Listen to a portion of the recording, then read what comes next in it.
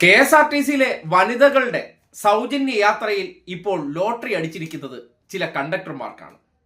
ഒരു അനുഭവസ്ഥന്റെ തുറന്നു പറച്ചിൽ വന്നിട്ടുണ്ട്.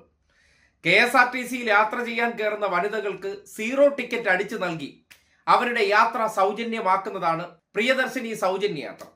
എന്നാൽ ഇപ്പോൾ ബസ്സിൽ കയറുന്ന പുരുഷന്മാർക്ക് കൂടി സീറോ ടിക്കറ്റ് അടിച്ചു കൊടുത്ത് പൈസയും വാങ്ങി പോക്കറ്റിലിട്ട് കണ്ടക്ടർമാർ കിട്ടിയ അവസരത്തെ അവർ ഗംഭീരമായി ഉപയോഗപ്പെടുത്തുകയാണ്. പ്രിയദർശിനി ബസിന്റെ മറവിൽ വലിയൊരു തട്ടിപ്പ് തെളിവ് സഹിതം ഞാൻ കൊണ്ടുവന്നിട്ടുണ്ട്, കണ്ടുനോക്കിട്ടോ. ഞാൻ പാളിൽ നിന്ന് സ്ഥിരമായിട്ട് ഈ വണ്ടിയിലാണ് പോണത്. അപ്പം ജോലി കഴിഞ്ഞ് വൈകുന്നേരം 5 മണിക്കാണ് ഈ സർവീസ് ഉള്ളത്. തിരിച്ചു വന്നപ്പോൾ എനിക്ക് ടിക്കറ്റ് തന്നായിരുന്നു. പാലെടുത്തപ്പോൾ ആണ് ഞാൻ എടുത്തു നോക്കിയത്. അപ്പോഴത്തേക്കും വണ്ടി ഡിപ്പോ കയറി പോയായിരുന്നു. അപ്പാണ് എടുത്ത് നോക്കിയത്. എനിക്ക് പ്രിയദർശിനി ടിക്കറ്റിൽ ഫ്രീ എന്നുള്ള ടിക്കറ്റിൽ 0 ബാലൻസ് ആണ് എനിക്ക് എഴുതി കാണിച്ചു തന്നു. പൈസ മേടിച്ചോ? ടിക്കറ്റിന് പൈസ മേടിച്ചായിരുന്നു. 20 രൂപ ടിക്കറ്റില് പൈസ മേടിച്ചായിരുന്നു. 18 രൂപ. എനിക്ക് മാത്രമല്ല, എന്റെ കൂടെ ഇരുന്ന ഒരുവിധപ്പെട്ട ആണുങ്ങളും അല്ലാതെ ലാസ്റ്റ് സർവീസ് ഒതുക്കാൻ പോണ ബസ്സല്ലേ, ലാസ്റ്റ് സർവീസ് ആയതുകൊണ്ട് വേറെ ചെക്കിങ് കാര്യങ്ങളൊന്നും കാണില്ല. അതുകൊണ്ട് എല്ലാരെയും പൈസ വാങ്ങിച്ചാണ്. എന്തായാലും നിങ്ങൾ പൈസ വാങ്ങിച്ചു? എന്റെ പൈസ മേടിച്ചു. ഈ പറഞ്ഞ കാര്യങ്ങളൊക്കെ സത്യമാണല്ലോ? സത്യമാണ്, ഉറപ്പാണല്ലോ. അപ്പോൾ ഇതിന്റെ പേരിൽ ഒരുപാട് തട്ടിപ്പ് നടക്കുന്നുണ്ട്, സൂക്ഷിക്കുക. നിങ്ങൾക്ക് ആർക്കെങ്കിലും ഇതുപോലെ ടിക്കറ്റ് കിട്ടിയിട്ടുണ്ടെങ്കിൽ പറഞ്ഞു, നമുക്ക് നോക്കാം. കേട്ടല്ലോ, ഇറങ്ങേണ്ട സ്ഥലം ചോദിക്കും, തുക പറയും, ഒരു സീറോ ടിക്കറ്റ് അടിച്ചു കൊടുത്ത് പൈസ വാങ്ങി പോക്കറ്റിലിട്ടിട്ട് അങ്ങ് പോകും.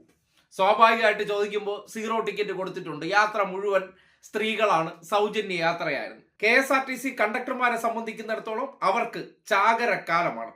ഒന്ന് ഉഷാറായിട്ട് കരുതി കഴിഞ്ഞാൽ ബസ്സിൽ കയറുന്ന പുരുഷന്മാർക്ക് കുറച്ചു പേർക്ക് മാത്രം ടിക്കറ്റ് യഥാർത്ഥം കൊടുക്കുക, അതിൻ്റെ ഇടയിൽ കൂടെ കുറച്ചു പേർക്ക് സീറോ ടിക്കറ്റ് അടിച്ചു കൊടുത്ത് പൈസ വാങ്ങിക്കുക. അതിലൂടെ ആ പണം KSRTCക്ക് അടയ്ക്കേണ്ട, സ്വന്തം വീട്ടിലെ അക്കൗണ്ടിൽ കൊണ്ടിടാൻ പറ്റുന്ന അവസ്ഥ. എന്തായാലും കേരളത്തിലെ ഒരു പൊതുമേഖലാ സ്ഥാപനത്തിനെ എങ്ങനെയൊക്കെയാണ് ഭരിക്കുന്നവരുടെ കാഴ്ചപ്പാടില്ലായ്മ കൊണ്ട് തകർന്ന് തരിപ്പണമാകുന്നു എന്നതിന്റെ ഒരു അവസ്ഥയാണ്. ഇത് എങ്ങനെ ഇനി തടയാൻ പറ്റും? ബസ്സുകൾ മുഴുവൻ ക്യാമറ വയ്ക്കാൻ പറ്റും? അതിനും വേണം കോടികൾ. ഇപ്പോൾ തന്നെ നഷ്ടത്തിലാണ്. ഒരു KSRTC ബസ്സിൽ അർഹതപ്പെട്ടവർക്ക് സൗജന്യ യാത്രയല്ല, എല്ലാ വനിതകൾക്ക് സൗജന്യ യാത്ര കൊടുക്കുമ്പോൾ സ്വാഭാവികമായിട്ടും സ്ത്രീകളുടെ തള്ളിക്കയറ്റം ഉണ്ടാകും. അതിനിടയിലൂടെ ടിക്കറ്റ് കൊടുക്കുമ്പോൾ എത്രയായി ടിക്കറ്റ് എന്ന് ചോദിച്ചതിന് ശേഷം അതിന്റെ തുക വാങ്ങിച്ച് ഒരു സീറോ ടിക്കറ്റ് അടിച്ചു കൊടുക്കുമ്പോൾ സ്വാഭാവികമായി യാത്രക്കാരനെ സംബന്ധിക്കുന്നിടത്തോളം ആ ടിക്കറ്റ് ഏതെങ്കിലും ചെക്കർ കയറുന്നെങ്കിൽ മാത്രമേ പ്രശ്നമാകൂ. ചെക്കർ കയറിയില്ലെങ്കിൽ അയാളെ സംബന്ധിക്കുന്നിടത്തോളം ഇറങ്ങേണ്ടടുത്ത് ഇറങ്ങിപ്പോകുന്നു. കണ്ടക്ടറെ സംബന്ധിക്കുന്നിടത്തോളം ടിക്കറ്റ് കൊടുത്തു, അയാളുടെ പോക്കറ്റിലേക്ക് വരുമാനവും വന്നു. അങ്ങനെ നോക്കുമ്പോൾ KSRTC ബസിന്റെ സൗജന്യ യാത്രയിലൂടെ എന്താണ് വരും ദിവസങ്ങളിൽ സംഭവിക്കാൻ പോകുന്നതെന്ന് ഏതൊരു വ്യക്തിക്കും മനസ്സിലാക്കാവുന്നതേ ഉള്ളൂ. കാര്യം ലാഭത്തിൽ ഓടിക്കൊണ്ടിരിക്കുന്ന ഒരു സംവിധാനത്തിൽ നിന്ന് നമ്മൾ പണമെടുത്ത് സൗജന്യം കൊടുക്കുകയാണ്. അത് ലാഭവിഹിതത്തിൽ നിന്ന് കുറവ് വരും.